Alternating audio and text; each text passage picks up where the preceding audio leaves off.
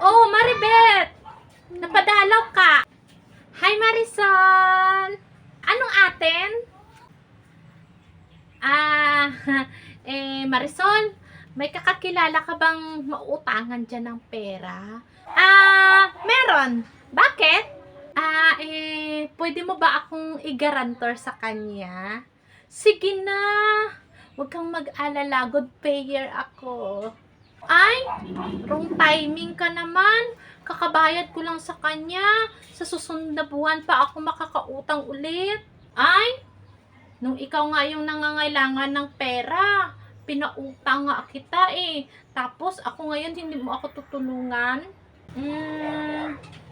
Sige na nga lang, itry na nga lang natin. Malay mo, makakautang ako. Good payer naman ako eh. Talaga? Magkano ba yung uutangin mo? 10K lang naman. Ha? 10K?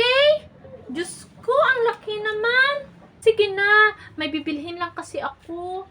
Babayaran ko naman sa iyo eh. O sige na, tara na, pupuntahan na lang natin. Hi Marites! O Marisol, anong atin? Marites, pwede ba akong makakautang ulit? Sa katapusan ko lang babayaran. O sige, magkano ang uutangin mo? 10K sana. Okay. O ito. Salamat. Ang bait mo talaga.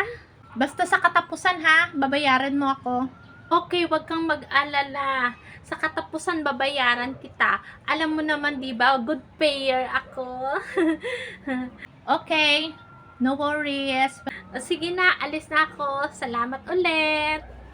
Salamat Mirasol ha, tinulungan mo ako makautang. Walang anuman. O ito oh. Salamat. Basta siguraduhin mo ha, nababayaran mo ako sa katapusan. Alam mo naman, good payer ako doon. Baka kasi masira yung pangalan ko. Huwag kang mag-alala, babayaran kita sa katapusan. Bye-bye! O sige, bye-bye! Hala, katapusan na! Hindi pa pumupunta dito si Maribeth. Matawagan ko kaya. Hello? The subscriber cannot be reached. Please try your Hello, call Maribeth? later. The subscriber Maribeth? cannot be reached. Please try your Hoy, call later. Maribeth!